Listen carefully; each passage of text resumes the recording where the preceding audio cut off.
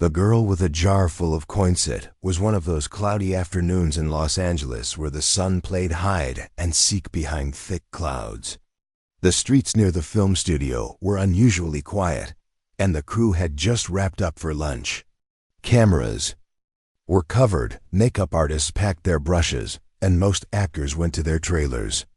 But Keanu Reeves didn't. He stayed behind, sitting quietly on a bench near the soundstage, sipping coffee from a paper cup, his hair tucked behind his ears, wearing that same quiet smile people always spoke about. He wasn't in costume. Just jeans, a plain jacket, and boots slightly worn from years of travel. Despite the fame, the lights, the admiration, Keanu liked staying unnoticed when he could. He often sat like that in silence, watching people, finding peace in the ordinary. Then she appeared. She was tiny, maybe 7, brown hair in a messy ponytail. Her shoes didn't match. One was pink, the other white. She wore a dress that looked like it had been washed too many times. But what stood out wasn't her outfit or her size. It was the large glass jar she carried. It looked heavy. She held it tightly, her small hands wrapped around the base. As the coins inside clinked with every step she took. Keanu didn't notice her at first. But she stood in front of him, not speaking, just waiting. He looked up and smiled softly, expecting maybe a fan's mom was nearby, taking pictures. "Hello," he said, with a gentle nod. "Hi," the girl replied, her voice quiet but certain. "Are you the man from The Matrix?" he chuckled. "Some say I look like him." She didn't smile.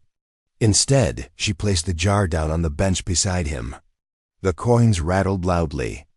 Then she looked into his eyes and said something that caught him completely off guard. "My daddy said famous people don't have time for poor kids like me. But you said on TV that your time costs $100, so I brought it." Keanu blinked. His smile faded slowly, replaced by a look of deep confusion. And then sadness. "What do you mean, sweetheart?" he asked gently. She took the lid off the jar. Inside were mostly pennies, some nickels, a few dimes, and even a button. "I heard you in that interview," she said. "You laughed and said, 'Your time costs $100. I've been saving for 9 months just to talk to you.'" Keanu sat back, speechless. Not because of the money, not even because of the words, but because of the way she said it, not with excitement, not like a fan, but with the heavy, serious tone of a little girl who had seen more pain than she deserved. "Can I buy 5 minutes of your time?" she whispered. He leaned forward, elbows on his knees. "You don't have to buy anything, little one. I'm right here." "But it's fair," she said. "Grown-ups always say time is money. And if your time is really worth that much, then I want to give you what I have, because ... because you helped my brother." His heart froze. He hadn't moved yet. But inside, something shifted. "Your brother?" he asked. She nodded. "He had cancer. He was always in the hospital. One night he couldn't sleep, so the nurse played a movie on her laptop. It was John Wick. He watched it 12 times. He said the man in black. He said he wasn't scared anymore, 'cause the man in black always wins." Keanu swallowed hard. His hand clenched the paper cup tightly. "He died 2 weeks later," she said. "But he wasn't scared, and I wanted to thank you." The world seemed to go quiet around them. Even the distant sounds of cars and laughter from the crew disappeared. Keanu looked down at the jar. She had really saved all of this scraps of change for nearly a year, just to talk to him. Then he asked gently, "What's your name?" "Ava, Ava," he repeated softly as if memorizing it. "I didn't know where you lived," she said, "so I wrote letters. To the studio. To the internet. Then one day, a kind man from the mailroom said you were filming here. He told me to come today." Keanu didn't speak. He couldn't. His throat was too tight. Ava sat beside him, legs swinging above the pavement. She reached into her tiny backpack. and pulled out a crumpled picture. It was her brother, bald from chemo, holding a worn-out teddy bear.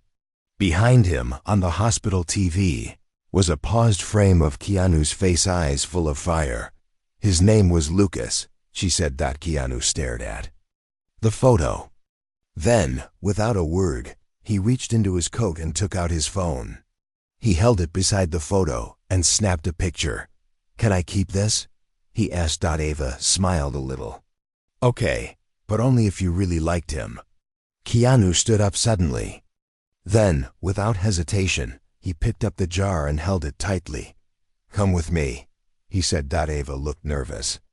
"Where?" "Someplace better than a bench," he said with a smile. "You just bought more than 5 minutes. You bought a memory." They walked together, side by side. The tall actor and the tiny girl with one pink shoe and a jar of coins. No one stopped them. No one asked questions. Because somehow, in that moment, they looked like they belonged together. Inside the studio, Keanu told the receptionist to call his manager. He asked her to get some food for Ava, whatever she wants, even cake, and then sat with her in the green room. They talked for hours. About Lucas, about school, about how Ava wanted to be a doctor someday, how she missed her mom, who worked 2 jobs and still couldn't pay rent, how they sometimes didn't eat dinner, but always lit a candle on Lucas's birthday. Keanu didn't interrupt. He didn't rush. He just listened. And then, as the sun began to set, he did something that would change Ava's life forever. But that part was only just beginning. The gift no one saw coming. KeanuReeves sat in the quiet green room, still listening, still watching Ava talk. Hours had passed since she offered him that jar of coins. The sun outside had now turned gold, soft light filtering through the windows and falling across Ava's small face as she talked about her brother. She didn't cry. Not once, but the way she spoke it was like she had built a little wall inside her heart. Not to keep others out, but to hold her own. Pain in. Keanu had met thousands of people before. Fans, reporters, strangers on streets. But Ava was different. Not because she loved his movies. Not even because she came with a jar of change. It was because she reminded him of something he almost forgot. Why stories mattered. "Do you want to keep the jar?" she asked suddenly, eyes wide and honest. Keanu looked at the jar beside him. He had placed it gently on the table, beside the untouched slice of chocolate cake she had requested earlier. "I want to keep it forever," he said softly. "Okay," she nodded. "But don't spend it. It's special," he smiled. "I won't spend a single coin." There was a long silence. Ava looked down at her shoes. "I should probably go," she whispered. "My mom doesn't know I came." Keanu gently leaned forward. "Where do you live, Ava?" She hesitated. "On Rosewood Street, the shelter. We stay in room 8. Only for a while. Mama says things will get better." Keanu nodded slowly. Then he stood up and walked over to the assistant outside the room. "I need a ride for Ava," he said, "and a favor." 10 minutes later, a black SUV pulled up near the back gate of the studio. Ava was confused. "This isn't a taxi." "Nope," Keanu smiled. "It's a Keanu taxi," she giggled. "Is that real?" "It is now." He opened the door and helped her in. As they drove, Ava pointed out places on the road where she and Lucas used to sell painted rocks for quarters, where her mom worked night shifts cleaning offices, where she once got free hot chocolate because she said thank you louder than anyone else. Keanu listened. Every word. When they reached the shelter, she looked embarrassed. "It's not really a house," she whispered, "but it's warm." Sometimes, Keanu looked at the cracked windows, the peeling paint. People moved in and out quietly, holding plastic bags, some carrying children, others just keeping their heads down. He opened the door and stepped out with her. "You want to meet my mom?" Ava asked. "Only if she wants to meet me," he replied. Ava ran up the steps, disappearing through the rusted door. Moments later, she returned, holding a woman's hand. The woman had tired eyes and an apron stained with something dark. Her face looked like it hadn't smiled in years. But when she saw Keanu, she froze. "Ma'am," he said politely, "Ava gave me something today. Something more valuable than anything I own." Ava's mother looked at him carefully, unsure if she was dreaming. "She told me about Lucas. And about you." The woman looked away quickly. "I'm sorry if she bothered you. She's always talking to strangers." "She didn't bother me," Keanu said gently. "She reminded me why I do what I do." The woman looked down, embarrassed. "We don't have much, but Ava, she believes in people. Even when life doesn't." "She's right too," he said. Then he pulled something from his pocket, a folded piece of paper with his phone number on it. "I'm not offering charity," he said. "I'm offering help, real help, a new place to stay. Education for Ava. A better start." Ava's mom blinked. "Why?" He looked at Ava, then back at her mother. "Because your daughter paid for something today that no one else ever has. She bought a piece of my heart." *** 3 days later, the shelter room was empty. In its place, a small apartment stood in a clean part of town. 2 bedrooms, a stocked kitchen, and a school nearby with a counselor who already knew Ava's name. Keanu never made a public statement. No interviews. No social media posts. But the day after Ava and her mom moved in, a package arrived at their door. Inside was a beautiful wooden box. When Ava opened it, she found the jar, still full of coins. But now, every single one was polished clean. Beside the jar was a small note. "Dear Ava, thank you for giving me the most precious 5 minutes of my life. Your friend, Keanu ***. But something deeper had started to stir, because as quiet as Keanu was, the world around him had eyes. And someone had seen what he did. Someone with power and plans, and they weren't planning to say thank you. The hidden camera and the angry man. It had only been a week since KeanuReeves helped Ava and her mother move out of the shelter. Their new apartment was small but warm, with walls that didn't leak and windows that actually opened. Every night, Ava lit a tiny candle for her brother Lucas and placed it near the polished jar of coins. She didn't touch them. She said they were magic now. Keanu had been quiet too. He told no one, not his publicist, not his fans, not even his friends. It wasn't for the world. It was for Ava and her story. But stories, even the ones meant to stay private, have a strange way of finding their way into the light. On the other side of town, inside a glossy glass building full of screens and angry voices, a man named Marcus Halberd sat watching footage on a laptop. He wore a silver tie, his nails perfect, his eyes sharp. He wasn't a director or a producer. He owned the agency that had once managed KeanuReeves in the early days. Long ago, Keanu had walked away from him quietly, refusing to take deals that made him rich but robbed him of his peace. Marcus had never forgotten that dot on his screen.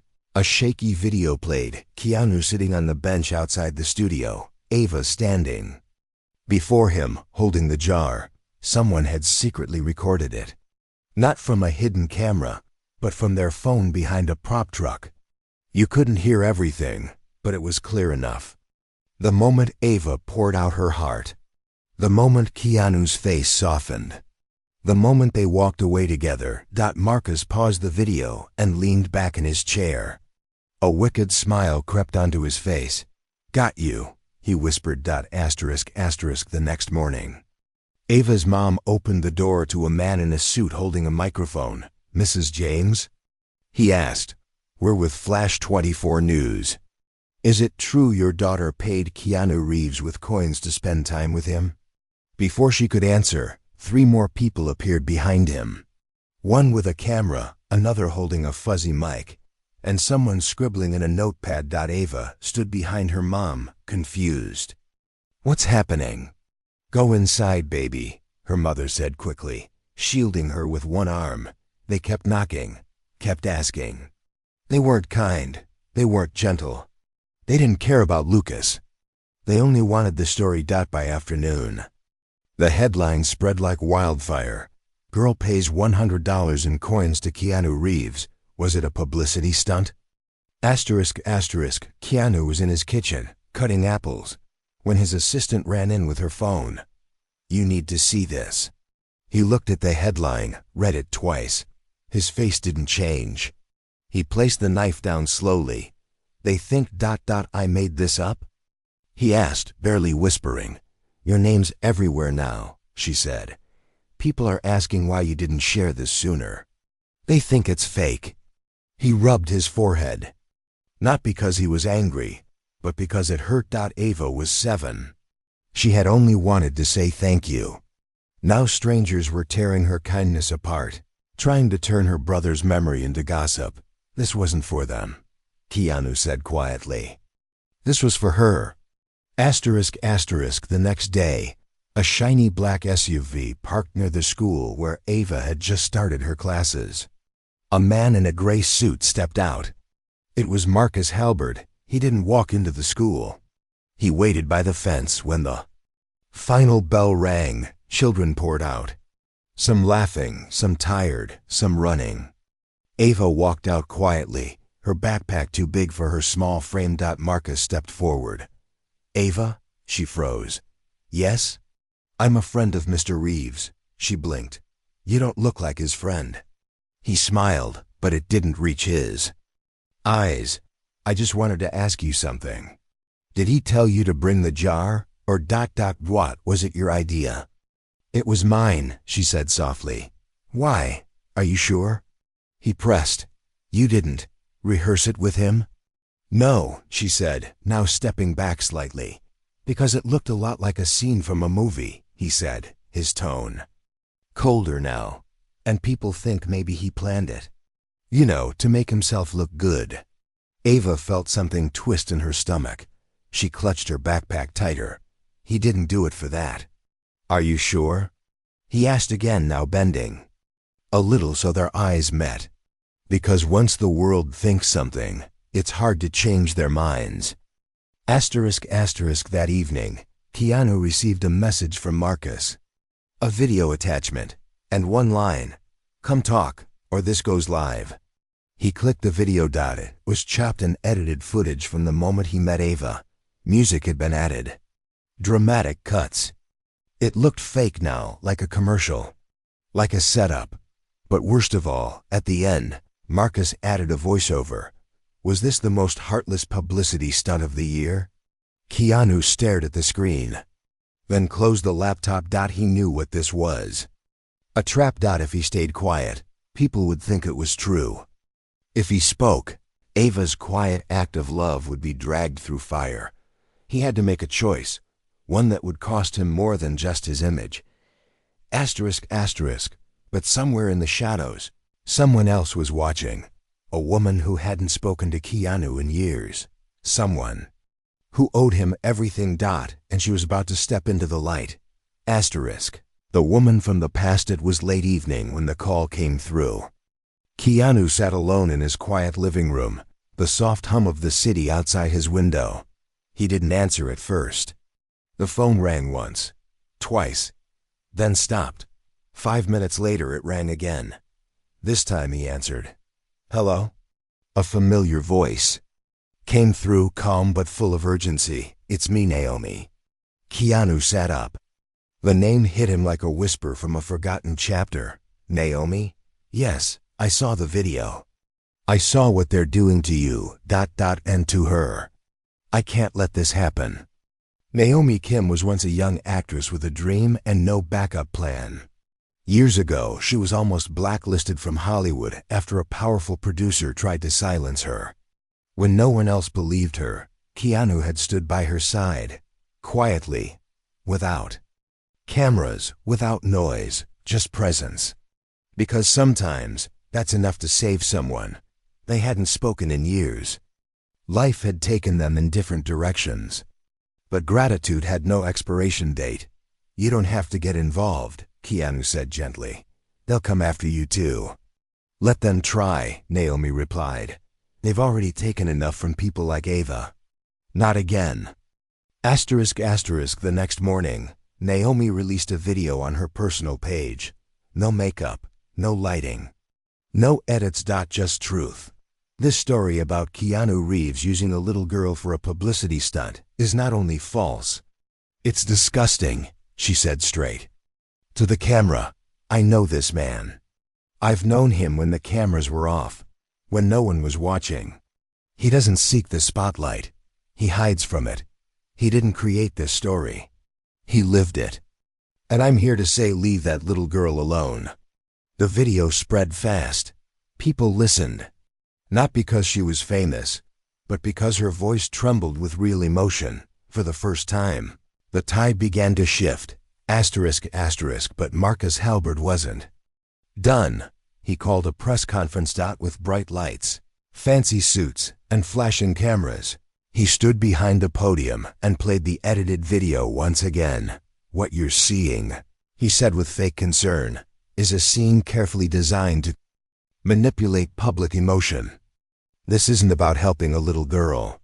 This is about branding, about image, and Mr. Reeves knows exactly what he's doing. He paused for effect.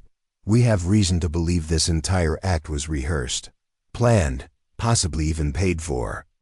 Gasps filled the room. Keanu sat in silence, watching the live stream on a tablet.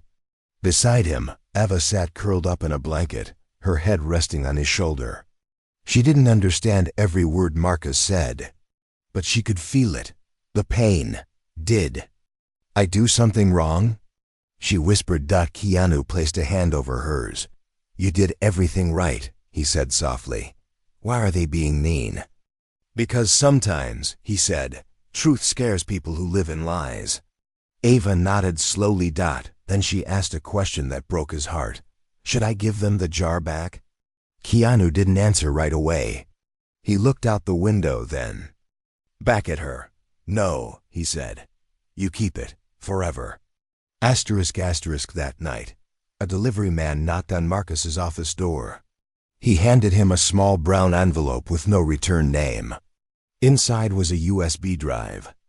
Nothing else. Marcus plugged it into his laptop with curiosity.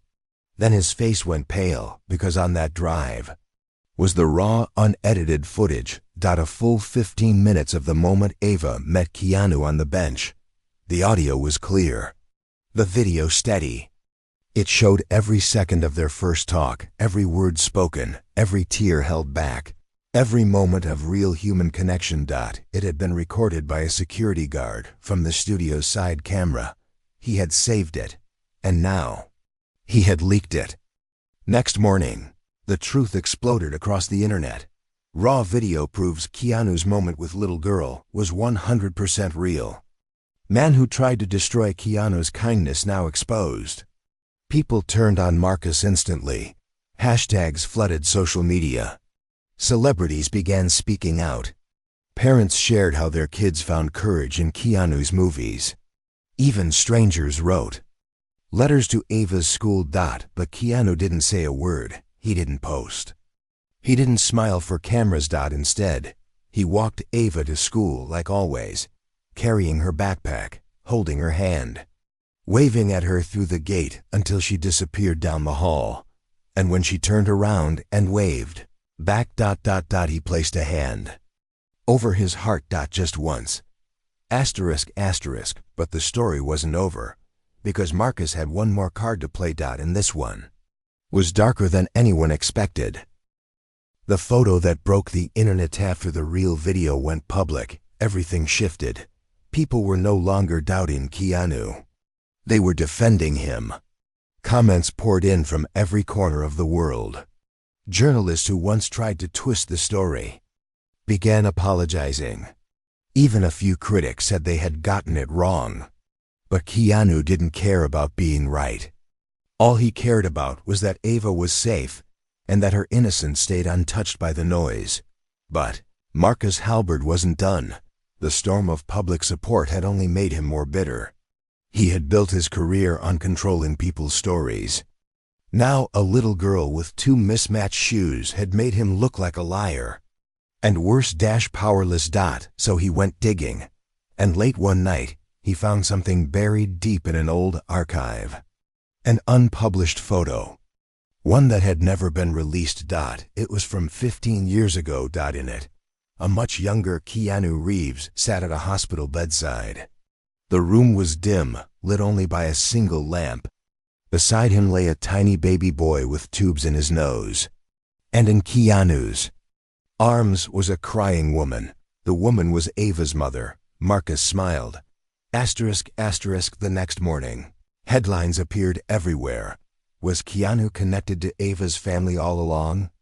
Never before seen photo links actor to girl's dying brother years ago. Some people felt confused. Others felt betrayed. A few started asking again, was this whole thing planned? Meanwhile at school, Ava sat alone at lunch.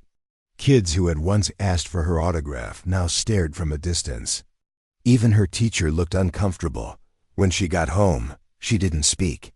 She just placed the jar of coins on the table and sat beside it. Her mother tried to explain, but the truth was hard to say. Keanu had known Lucas. Not well, not for long. But he had been there 15 years ago. During a charity visit to a children's hospital, Keanu had stopped by a room where a woman was crying quietly. He didn't know her, but she looked so lost. He sat beside her and said, "You don't have to do this alone." She had said thank you, and nothing more. Lucas was just a baby then. And Keanu never forgot the sound of his breathing through the tubes. He never forgot the mother's eyes either, but he never connected it later. Not even when he met Ava. Until now. That night, Keanu visited Ava and her mother. They sat together in silence, just like that night so many years ago. Then Ava spoke first. "Was that you? With Mama and Lucas?" Keanu nodded. "Why didn't you tell me?" His voice cracked as he answered. "Because I didn't know, not until today. Your mama was brave that night, and I was just someone who didn't want her to feel alone." Ava looked down. "So I didn't find you. You already knew me." He leaned forward. "No, Ava, I didn't find you. You found me. You reminded me what kindness looks like, what bravery sounds like. But everyone says it's fake again," she whispered. Keanu reached into his pocket and pulled out a folded photo. It wasn't the one from the news. It was a new one. He handed it to her. It was a picture taken 2 days ago. Ava smiling wide, sitting on a swing, the jar of coins glowing in the sunlight beside her. On the back, he had written one line, "Truth doesn't need to shout." Ava held the photo close. But Marcus had one last move. He appeared on a podcast the next morning, speaking with his usual fake charm. "Keanu should have been honest from the start," he said. "He hid a connection. Maybe to make the story stronger, or maybe to get sympathy.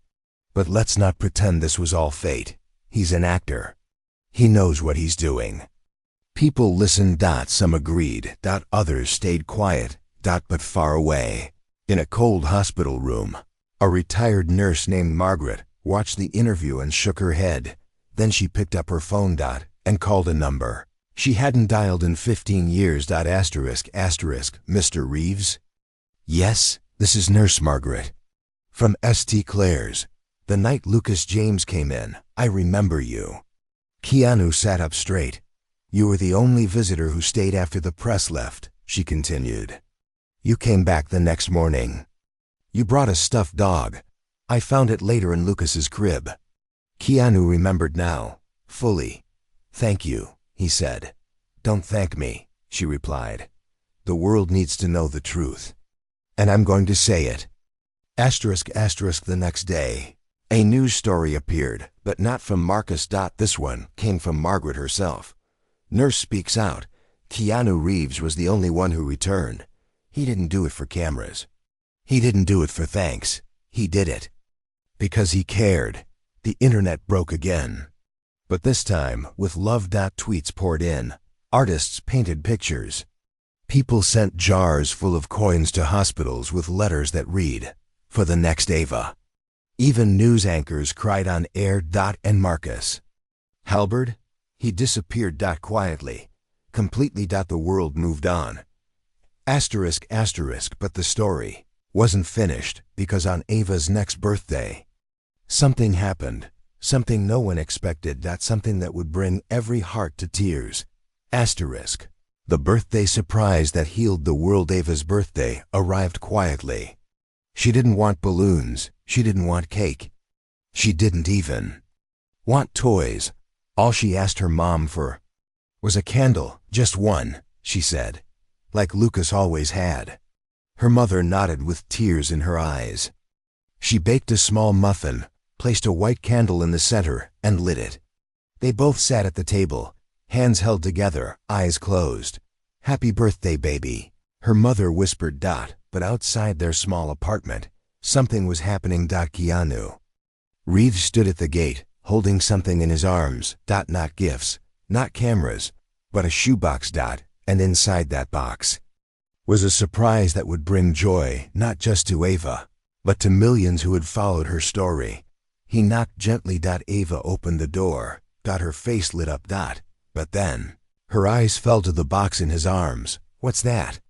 she asked softly. "This." Keanu smiled. "Is from Lucas." Ava froze. Keanu walked in, placed the box on the table beside the candle, and gently opened it. Inside was the stuffed dog he had left in Lucas's crib so many years ago. Nurse Margaret had kept it all this time and mailed it back to Keanu after hearing the full story. Ava picked up the toy, hugging it tightly. It smelled faintly of old fabric and something warm, maybe memories. Her voice shook. "It's his." "It always was," Keanu said gently. "How did you get it?" He explained everything. How Nurse Margaret remembered. How she believed Lucas's memory deserved to live on, not just through stories, but through something real, something soft. Something held. Ava didn't speak for a moment. Then she whispered, "I think he would have liked this." Keanu nodded. "I think so too." Asterisk, asterisk. An hour later, Keanu asked Ava and her mom to come with him. They drove to a small hill outside the city, where the sun was just starting to dip behind the trees. On top of the hill stood a tiny tree no taller than Ava. A little wooden sign rested at its base. It read, "In memory of Lucas James, the boy who taught courage to a man who thought he had none." Ava stared at it, wide-eyed. She reached out and touched the bark of the tree. "You planted this?" Keanu nodded. "It's yours now, and his." Ava's mom wiped her eyes. She couldn't speak. Keanu pulled something else from the car. It was a large wooden bench, hand-carved, smooth, clean. Engraved. Into the top backrest were the words, $100 bought 5 minutes. 5 minutes changed forever. Ava sat down on the bench, Lucas's stuffed dog in her lap, candles still glowing in a jar they brought along. And for the first time in weeks, she smiled, really smiled. Not for the world. Just for the moment.